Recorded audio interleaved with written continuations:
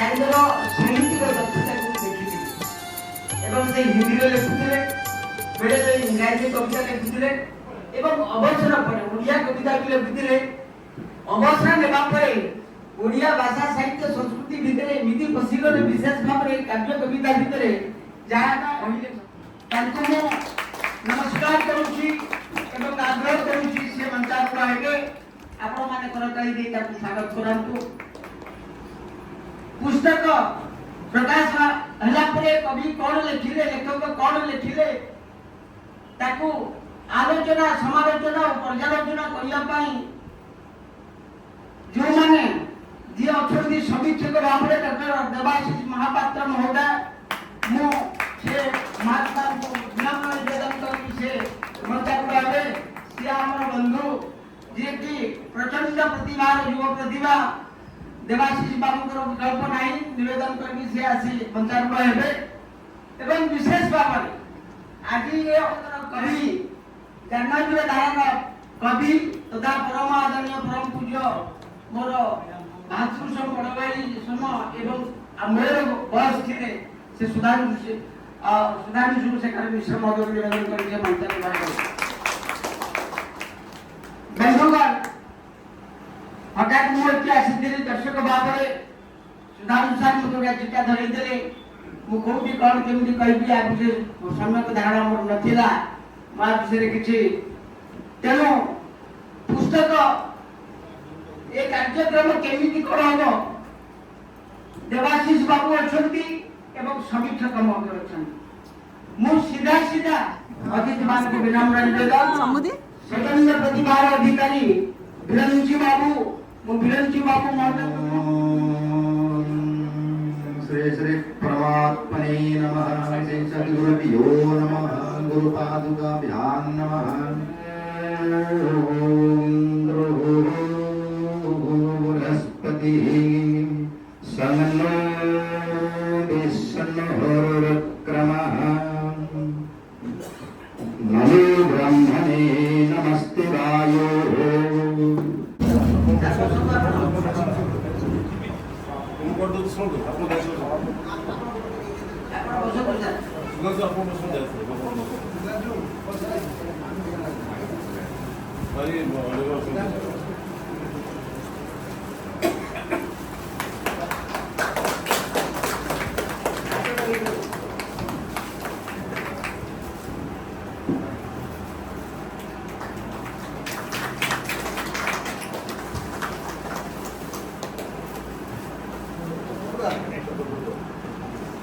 अंगवस्त्र एवं पुष्पगुच्छ आपन गोटे परंपरा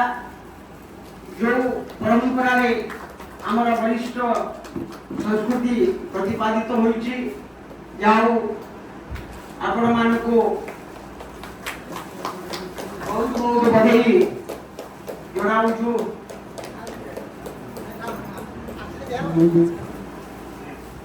याउंडा अनुष्ठानिक भाव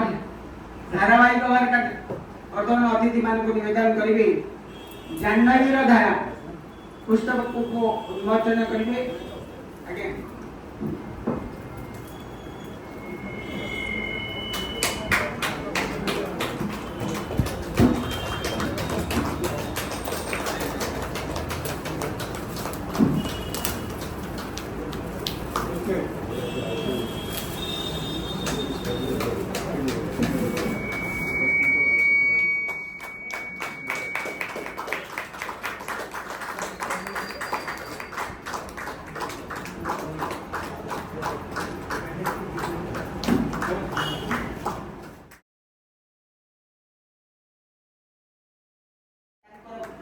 जाह्नवीर धारा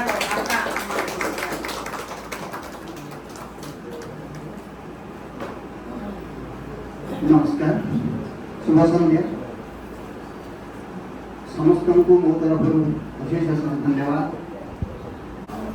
आपण मैंने आज एत संख्यार एकत्रित हो मोर कार्यक्रम जोग प्रथम हृदय अभिनंदन जनाऊँ। प्रकार कॉलेज मैगजीन स्कूल मैगजीन रे कविता दिए किंतु चाकरी करने एवं सांसारिक बंधन में रहा पर ए प्रोजेक्ट के धीमे धीमा पड़ जाता लेखा लेखि प्राय बंद 20 मसीह अवसर ना पर भाविली ये समय टाक उपयोग कर उपयुक्त मध्यम होची जदि से लेखा लेखि को पुणी आगे नहीं पाए आगे नहीं पारे तेणु टिके लिखा आरंभ कले तापर से पर्यंत जी कविता मो पाखे थिला ताकू सब धीरे धीरे क्रमिक सीरियल नंबर देकी सजेदेली सीरियल नंबर देकी सजेदेली एवं तापर ठारू जहाँ भी कविता लिखिली ताकू गोटे क्रमान्वय नंबर दे चली केते नंबर केते संख्या को एवं 2020 मसीहा 2020 मसीहा जनवरी मास ठारू आज पर्यंत मु सर्वमोट 397 की कविता लिखि सारी आज पर्यंत खूब शीघ्र 400 संख्यार पहुँची बोली आशा अच्छी तापर कविता गुड़िक जदिव मो पाखे सफ्ट कपी सेव हो रखाई तथे मो सहधर्मी बारंबार अनुरोध सत्वे सब एपट सेपट रही बही बही करदे भल हाँ बही करने भल कि बही करने पछे हाथ बहुत अच्छी कारण से मो पछे बही से कर बही से कले आटलिस्ट आम पाखे किसी हार्ड कपी रहा समस्त पढ़ी पारे जेहेतु आम कविता लिखला आजकल तो सब सुविधा है आप जानते सोशल मीडिया से पोस्ट हो समस्त प्राय देखी देखुं तथापि गोटे संकलन कर एकाठी रखा द्वारा से भल रहा सब भाविलु भाविक गोटे बही प्रिंट करने इच्छा कलु से जहाँ हो मु 140 टी मोर से 397 आज पर्यंत होती कविता तादेह 140 टी कविता को एकाठी कली कर गोटे प्रथम संकलन कर गोटे स्वप्न देखी जहाँ हो आज से स्वप्न सार्थक हो 140 टी कविता रखिकी मोर प्रथम संकलन जार नाम मुझे जाह्नवीर धारा भावुची प्रथम धारा जो 140 टी कविता अच्छी से आग को से धारा अब्याहत रही से संख्या आसंता वर्ष भगवान कले अक्षय तृतीया को मोर द्वितीय संकलन प्रकाश कर जो 140 टी कविता अच्छी से प्राय समस्त कविता मोर छंदबोधक से मु भक्ति निवेदन अच्छी प्रकृति उपर कविता अच्छी पर्वपर्वाणी श्री जगन्नाथ संस्कृति श्री जगन्नाथ ओडिशार ऐतिह्य परंपरा पर्वपर्वाणी एवं अन्य सब विषय लेकिन कविता रही गोटे प्रकार नुह सब प्रकार कविता रही भावुची मो बहीटी आपण पहुँचले आपण भल पाइबे पढ़े आपण द्वारा जब बहीटी आदृत हो पाला भाविली मोर श्रम सार्थक हो आग को बढ़ा मत से प्रेरणा दब प्रभु श्री जगन्नाथ पाखे प्रभु श्री लिंगराज पाखे मुंडिया मारुची आशीर्वाद फल मोर काम कर सफलता मिलूँ तेणु भगवान करूँ आपण सदिच्छा शुभेच्छा मो पछे थाऊ मोर गुरुजन मान आशीर्वाद मो पछे थाऊ एमती कवितार धारा पढ़ी चालू एमती जाह्नवीर धारा दिन दिन उन्नति ये कहबी आ बाकी मो गृह पुस्तक समीक्षक अनुरोध करी से तार विषय मत भल मत किसी कारण प्रथम भूल थी भूल मत बाहर कले आगे को संशोधन करने चेष्टा करी मत कहले पढ़ला आपण मैंने बही पढ़ला जदि मत किसी मो नंबर मत किसी जनइले आप जहाँ किसी समालोचना हो कि प्रशंसा हो जहाँ हो ता विषय मत किसी जनइबा चाहिए तार मो व्हाट्सएप नंबर मत जनई पारे तार बहुत उपकृत हेबी ये कही मुझे शेष करूँ समस्त नमस्कार कर नजी मेरे साथ कही तेणु आज दुनिया में सर किसी निज साथी जीव ना निज साथी जहाँ जीव सी हूँ मोर मत पुस्तक सर पुस्तक को किए पढ़ातु कि न पढ़ातु से आप भाव कि जानतु कि न जानतु आजिकल दुनिया रे केते कोन लोक वर्तमान पढ़ुଛନ୍ତି आपण माने भल मंदरे जानिछंती किंतु दृढ़तार सहित मु कहि पारे आपण बाणी भंडार को समृद्ध करबा पाई ଭାବ ଜଗତର ଯୋଉ ଶବ୍ଦ ଗୁଡାକୁ ଆଣି ଆପଣ 218 ଜଣକୁ ଅମର କରି ରଖିବ। ଆପଣଙ୍କ ଘର ଘର ଟଙ୍କା ପଇସା ଯାହା ଯାଉ ସୁନା ଗହଣା ଯେତେ ଯାଉ କିଏ ପଚାରେ, କିନ୍ତୁ ଆପଣଙ୍କୁ ଏମିତି ମସଲା ଦେବେ ଯେମିତି ଖାଉଥିବେ ଗୁଣ ଖାଉଥିବେ। ସେ ପ୍ରଫେସର ଡକ୍ଟର ମହାପାତ୍ର ମହୋଦୟ।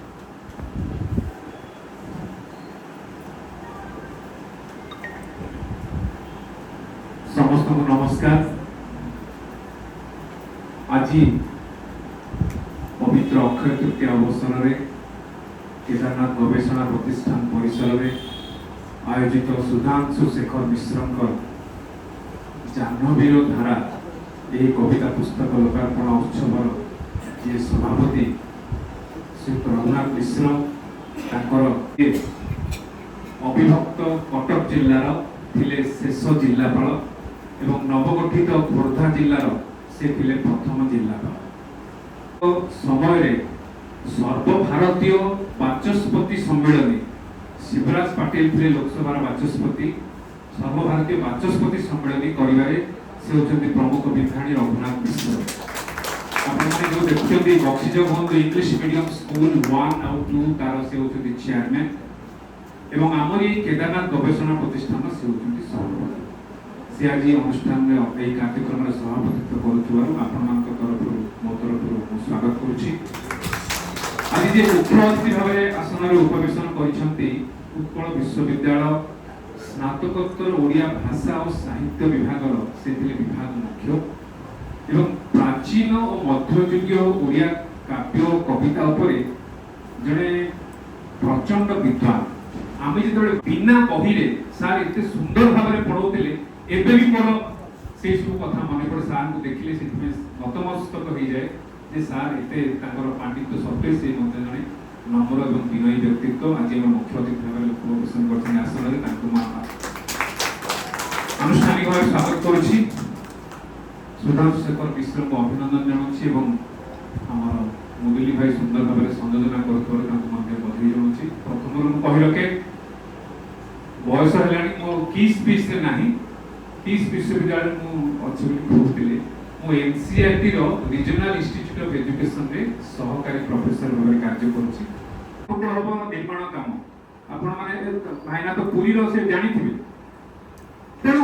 आमे अक्षय तृतीया कहले जेमती भूली जाउछु जे केवल लालचान जीवु कि आ कोडी जाय कि सोना किनिबु स्वामी को पॉकेट रे पैसा थाउ कि न थाउ जहां भी हम किनिबु किछ ना किछ नाकर हो कानर हो चूड़ी हो जहां भी हो आमे तो धीरे धीरे हम परंपरा ऐतिह्य को भूली भूली जाउछे। सेही कथाटी को एई बही रे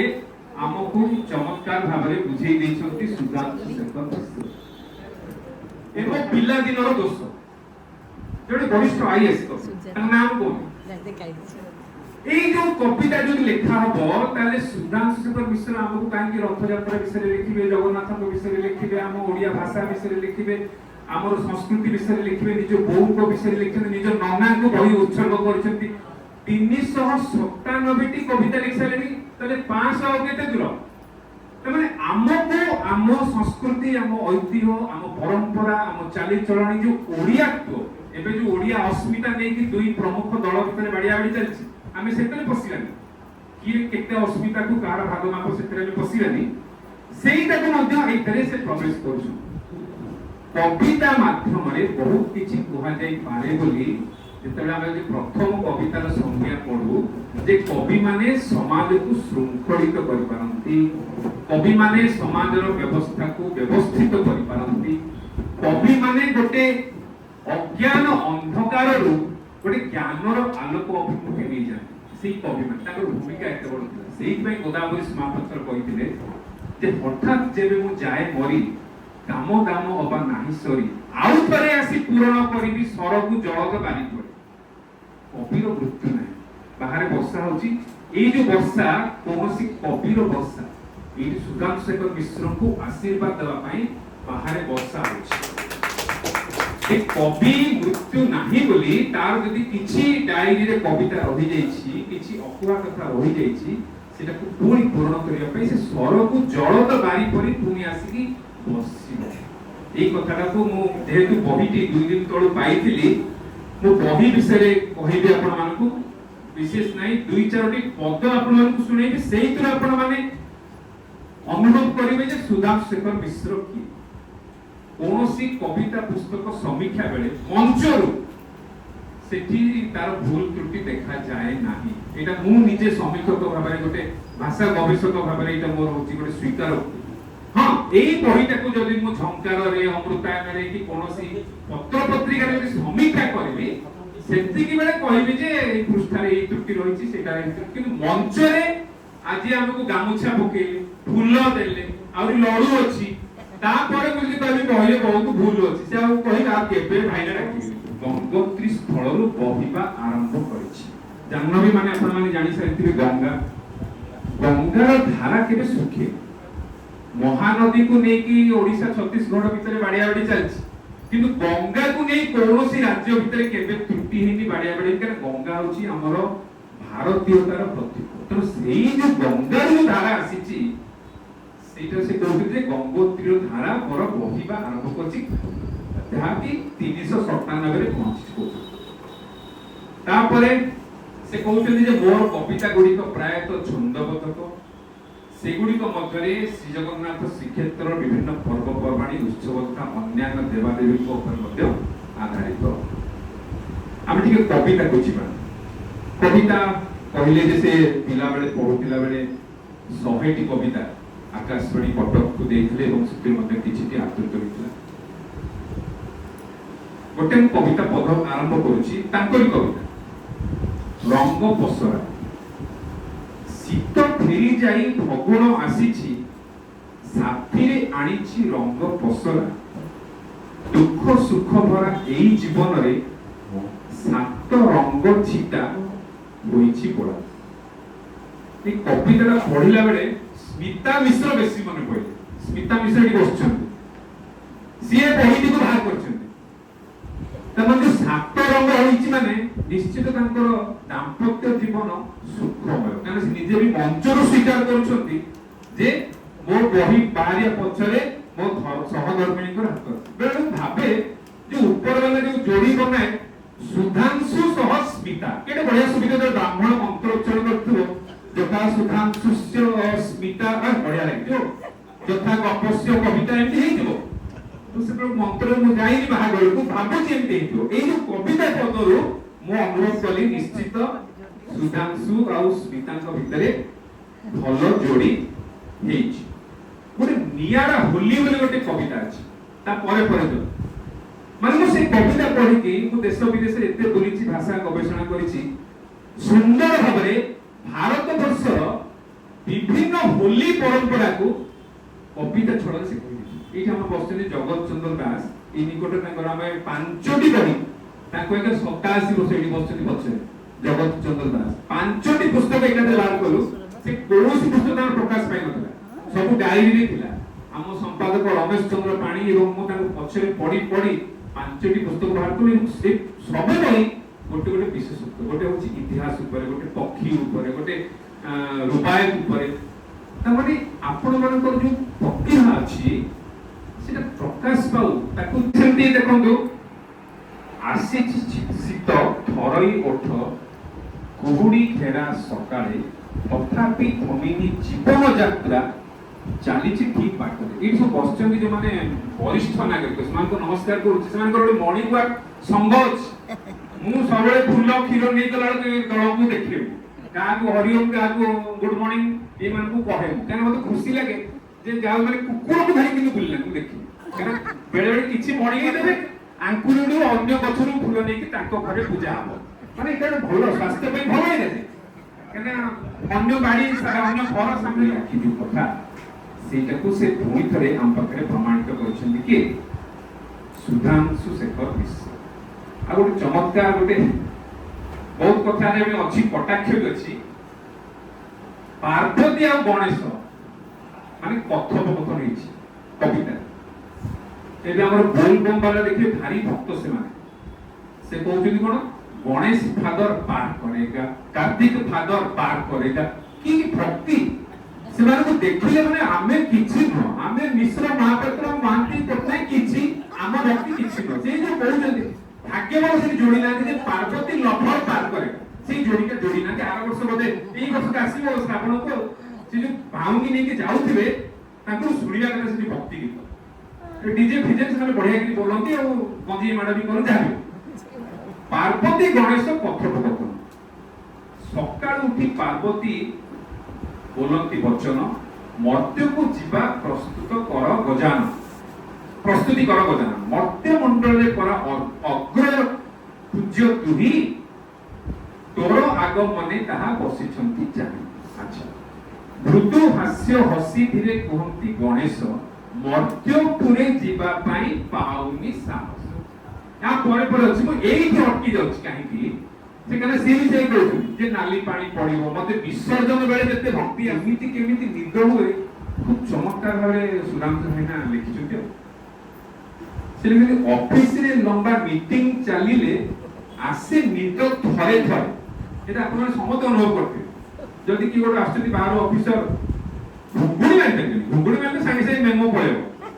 किंतु टिके हम जे आखि मळे करे टिके वॉशरूम दिबे करी जानो निदरा मारुतो कारण से कोन से कहउछ जे बुझिबेनी आपण मुंड ऊपर तक भाषण जाउतो से सेया कहउछथि ऑफिस रे लंबा मीटिंग चलिले आसे निद थरे थरे बड़ सावधान से कहउछ मु कोन बड़ सावधान निद को छड़ाई शामिल हुए मु चर्चा अरे डिस्कशन चली थी फड़क पड़े ऑफिसर हां क्या हुआ नहीं सर मुझे नींद आ रहा था जाइए नहीं कहले कि नहीं सीटा कहि परिबे से कोन तुम बड़ सावधानी मु निजे को संतुली संतुली चेष्टा करी चर्चा रे कोन होची डिस्कशन करिया अच्छा दिन सारा निद थाए पाखे पाखे सोईबा जाए राती रे 6-8 घंटा गाढ़ निद हेले दिनटा कटे शांति एटा हम समस्त अनुभव करछे कारण गोटे निद आउरी अनेक मु एटा को पूज्य सभापति महोदय 49 दिन अतिथिवृंद मोर श्रद्धेय छात्र देवाशिष उपस्थित ओडिया भाषा साहित्य संस्कृति प्रेमी विद्वान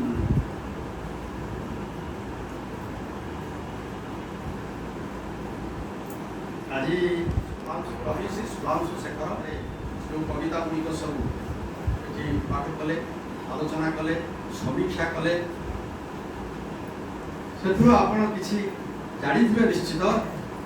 कविता सृष्टि शिल्प कविता लक्ष्य कवितार उद्देश्य उभय कवितार एवं स्रष्टा एथु मोर आपण मान को कहबार कथा मु प्रथम आग टिके स्रष्टा के विषय करी मोर तीन थर तांका संगे मात्र देखा है देखि जानि आज के दिन अत्यंत शुभ दिन ए शुभ दिन रे ए जो कोई मोर अनुष्ठित रही थी पाए मुतांतर सुधांशु शेखर मिश्र एवं तांकर भारत विशेष विशेष धन्यवाद होची एवं आपण माने जो इते समय धरी एठारे गौरव भितरे रहिसंती आपण मान को सर्वप्रथम कृतज्ञता कि आपण को धन्यवाद होची आपण आग्रह में विकास राजकुमार मिस्टर जपति सभा राव